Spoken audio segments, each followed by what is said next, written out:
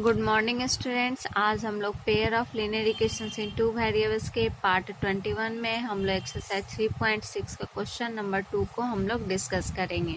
ठीक है, तो हमारा क्वेश्चन नंबर 2 है, formulate the following problems as a pair of equation and hence find their solution. हम लोग को क्या बनाना है कि यहाँ प्रॉब्लम दिया हुआ उसको पेयर ऑफ इक्वेशन बनाना है और उसका सॉल्यूशन को फाइंड करना है। ठीक है, तो हमारा सबसे पहला क्वेश्चन है इसमें, Ritu can row down stream 20 kilometre in 2 hour and up stream 4 kilometre in 2 hour. यहाँ जो है डाउन स्ट्रीम और अप स्ट्रीम के लिए मैं डिफाइन करती हूँ। उसके बाद कहता है find her speed of rowing in still water and the speed of the current.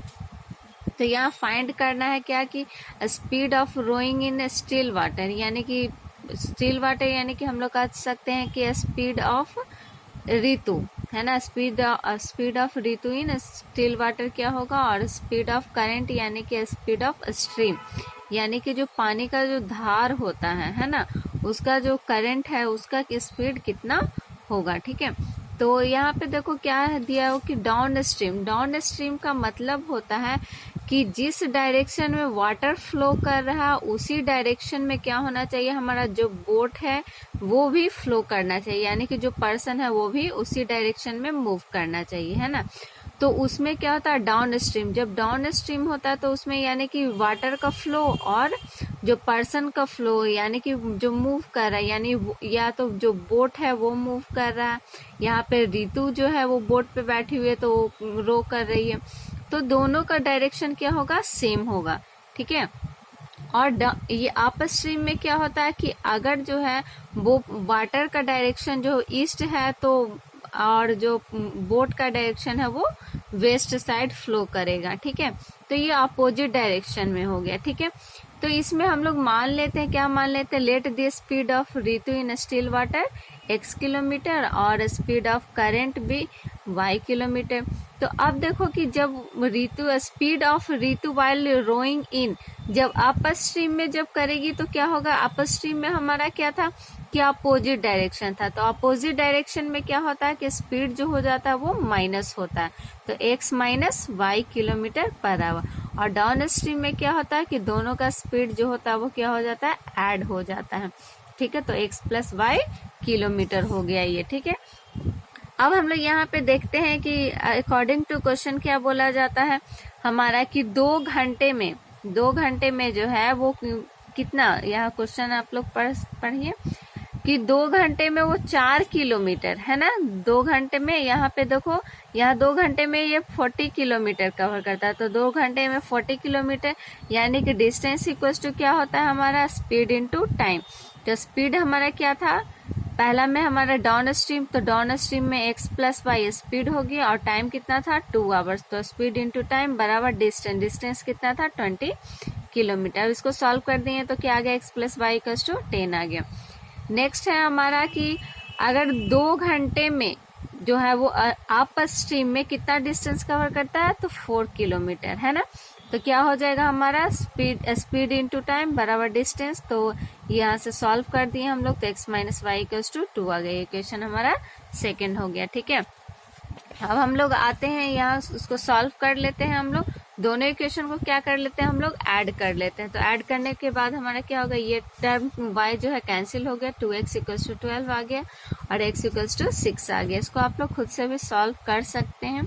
उसके बाद x का वैल्यू हम लोग इक्वेशन फर्स्ट में पुटअप कर दिए तो y का वैल्यू क्या आ गया हमारे पास 4 आ गया। तो हम लोग कह सकते हैं hence Ritu speed in still water be 6 kilometre per hour and the speed of the current is 4 kilometre per hour. ठीक है, नेक्स्ट क्वेश्चन पे हम लोग आते हैं, 2 women and 5 men can together finish an embroidery work in 4 days।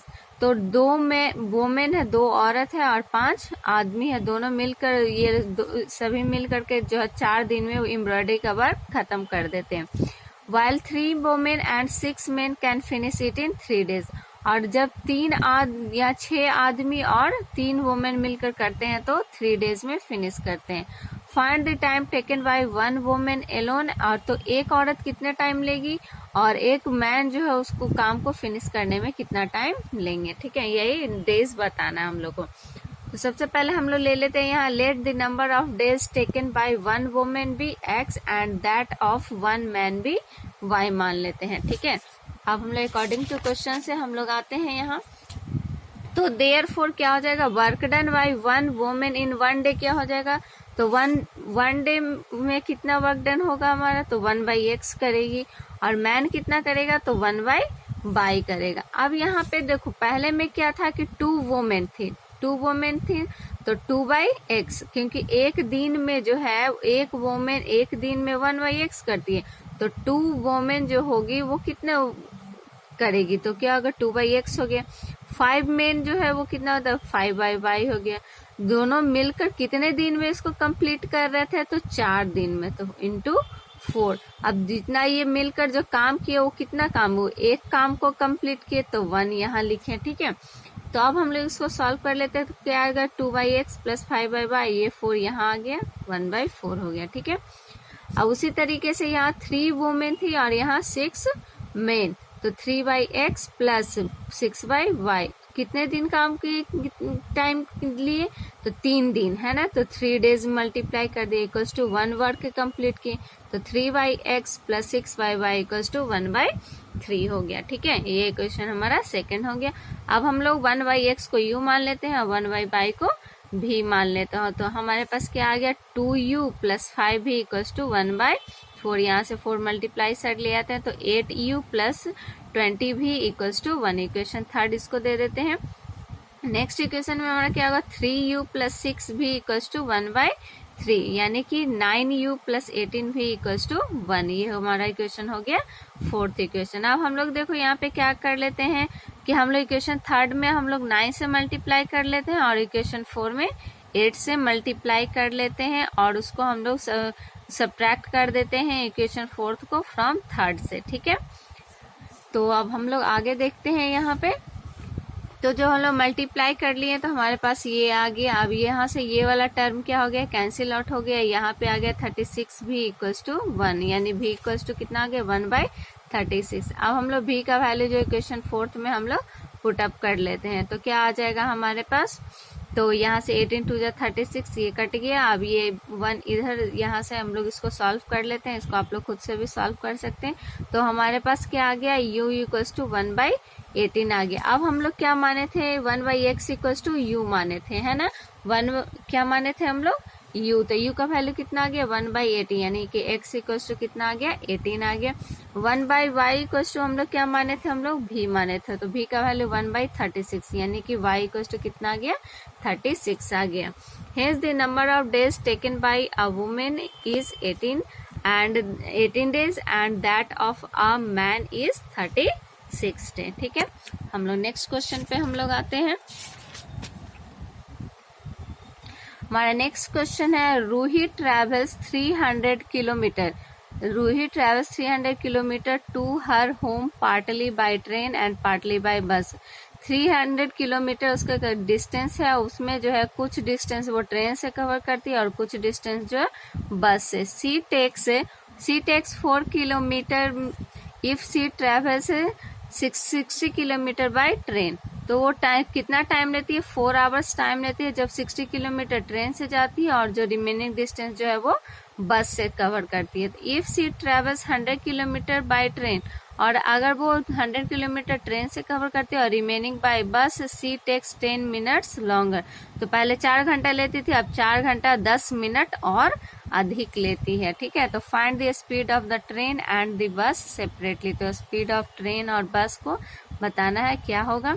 तो मान लेते late the speed of train भी x kilometre and the speed of बस भी y किलोमीटर। तो अकॉर्डिंग टू क्वेश्चन कितना हो जाएगा हमारे पास, यहाँ देखो टाइम दिया हुआ है, तो टाइम इक्वल्स टू क्या होता है डिस्टेंस बाय स्पीड। तो पहला जो है वो 60 किलोमीटर जो किस चीज से कवर करती है बाय, देखो यहाँ बाय क्या दिया हुआ हमारा बाय ट्रेन, तो बाय ट्रेन का स्पीड क्या माने थे तो x, तो 60/x हो गया प्लस, अब बच कितना गया, 300 में 60 किलोमीटर तो कवर कर ली किससे, ट्रेन से।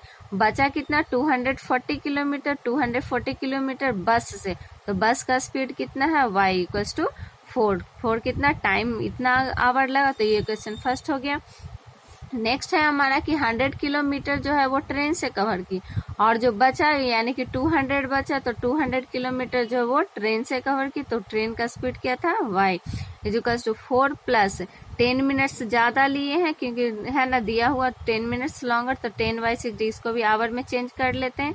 तो कितना आ जाएगा, इसको सॉल्व कर लिया हम लोग, तो कितना 6 4 24 और प्लस 125/6 आ गया। ठीक है, तो यहाँ से हम लोग क्या करते हैं, अब यहाँ से हम लोग क्या मान लेते हैं, यहाँ 1/x इक्वल्स टू यू मान लेते हैं, 1/y इक्वल्स टू v मान लेते हैं। तो पहला हमारा क्या हो जाएगा, 60u plus 240v equals to 4 यहाँ से हम लोग कॉमन ले लेते हैं, तो क्या आ गया, 15u plus 60v equals to 1 आ गया। ठीक है, ये क्वेश्चन थर्ड दे देते हैं। नेक्स्ट हमारा होगा 100u plus 200v equals to 25/6। यहाँ से 100 कॉमन ले लेते हैं, तो क्या आ गया, u plus 2v equals to, यहाँ से देखो 25 4 जा कट गया, यहाँ 4 इंटू 6 24 हो गया, 1/24 हो गया। ये हमारा इक्वेशन फोर्थ हो गया। ठीक है, अब हम लोग क्या करते हैं, multiplying by 15 in equation fourth.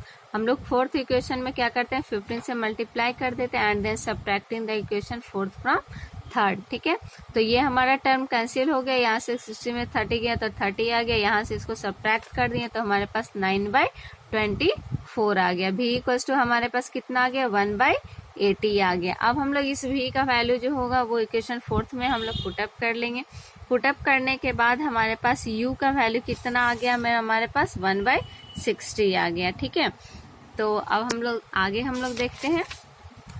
तो हम लोग यहाँ पे 1/x को u माने थे, तो 1/x इक्वल्स टू 1/60 यानी x इक्वल्स टू 60 किलोमीटर, और 1/y इक्वल्स टू v माने थे, तो 1/y इक्वल्स टू 1/80 यानी y equals to 80 kilometre. Hence the speed of train equals to 60 kilometre and the speed of bus equals to 80 kilometre. ठीक है, okay, thanks.